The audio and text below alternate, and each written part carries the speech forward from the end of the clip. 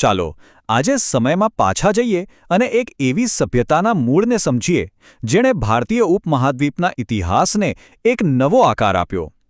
આ કહાણી છે નવા લોકોના આગમનની અને એમના પવિત્ર ગ્રંથોની. આ એક બહુ મોટો સવાલ છે, ખરું ને? અને આ જ સવાલ આપણી આખી ચર્ચાનો પાયો છે. આ સવાલ જ આપણને વેદો તરફ અને ખાસ કરીને ઋગ્વેદ તરફ લઈ જાય છે, જે એ સમયને સમજવા માટે આપણી પાસે રહેલી સૌથી મહત્વની ઐતિહાસિક બારી છે.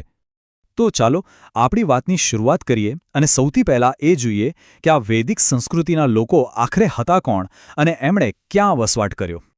તો વાત છે લગભગ 1500 ઈસવી પૂર્વેની. હડપ્પીય સભ્યતાના પતન પછી ભારતીય ઉપમહાદ્વીપમાં એક નવી સંસ્કૃતિનો ઉદય થઈ રહ્યો હતો. આ લોકો, જેમને આપણે આર્યો તરીકે ઓળખીએ છીએ, તેઓ સપ્તસિંધુ એટલે કે 7 નદીઓના પ્રદેશમાં વસ્યા. પણ આગળ વધીએ એ પહેલાં એક વાત સમજવી બહુ જરૂરી છે. આ વેદ શબ્દનો મતલબ શું? સંસ્કૃતમાં વેદનો અર્થ થાય છે જ્ઞાન. એટલે કે આ ફક્ત પૂજાપાઠના ગ્રંથો નથી, પણ એ સમયના જ્ઞાનનો એક મોટો ભંડાર છે જેણે આખા સમાજને ઘડ્યો હતો. અને આ જ્ઞાનનો સૌથી જૂનો અને સૌથી મહત્વનો સ્ત્રોત છે ઋગ્વેદ. વિચાર તો કરો, એમાં 1028 સૂક્તો એટલે કે ઋચાઓ છે. લગભગ 1200 ઈસવી પૂર્વે રચાયેલો આ ગ્રંથ આપણને પ્રારંભિક વૈદિક કાળના લોકોના જીવન વિશેની અમૂલ્ય માહિતી આપે છે.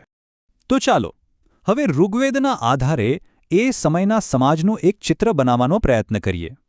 કેવું હતું એ લોકોનું જીવન? એ લોકો કેવી રીતે રહેતા હતા?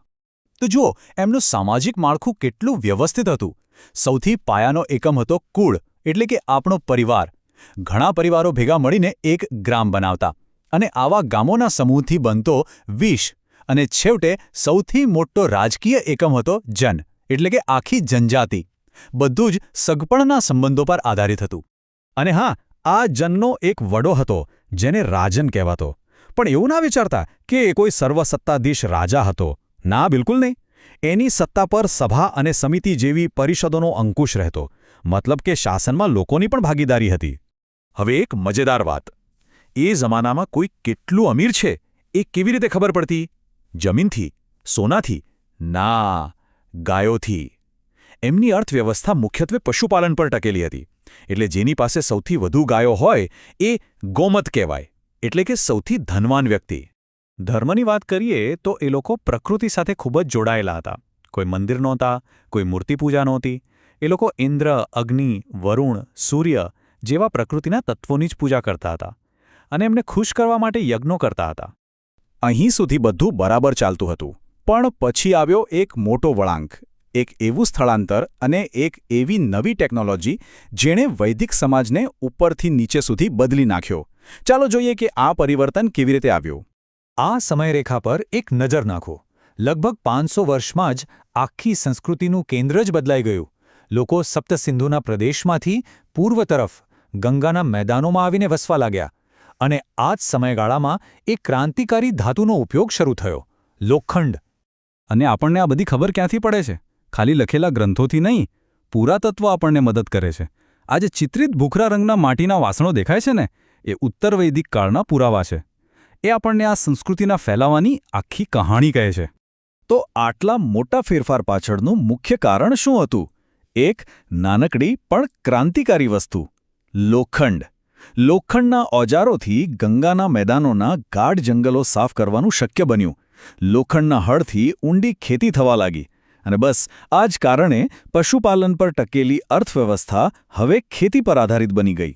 તો લોખંડ આવ્યું, ખેતી શરૂ થઈ. પણ એની અસર શું થઈ?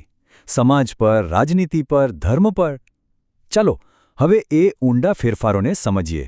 અને અહીંયા સમાજમાં સૌથી મોટો અને કદાચ સૌથી ઊંડો ફેરફાર જોવા મળે છે. જો આ સરખામણી.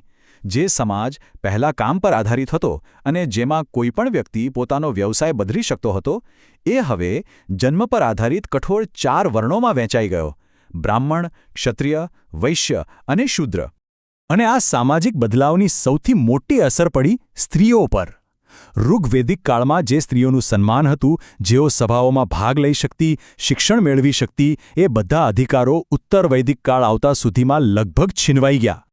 હવે લોકો એક જગ્યાએ સ્થાયી થયા, ખેતી કરવા લાગ્યા.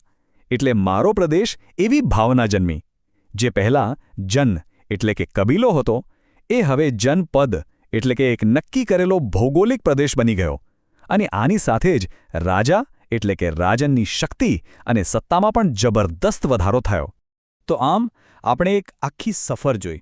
કેવી રીતે સપ્તસિંધુના કિનારે વસેલો એક અર્ધભટકતો પશુપાલક સમાજ ગંગાના મેદાનોમાં એક સ્થાયી ખેતીપ્રધાન અને જટિલ સભ્યતામાં ફેરવાયો. આ ખરેખર એક અકલ્પનીય પરિવર્તન હતું.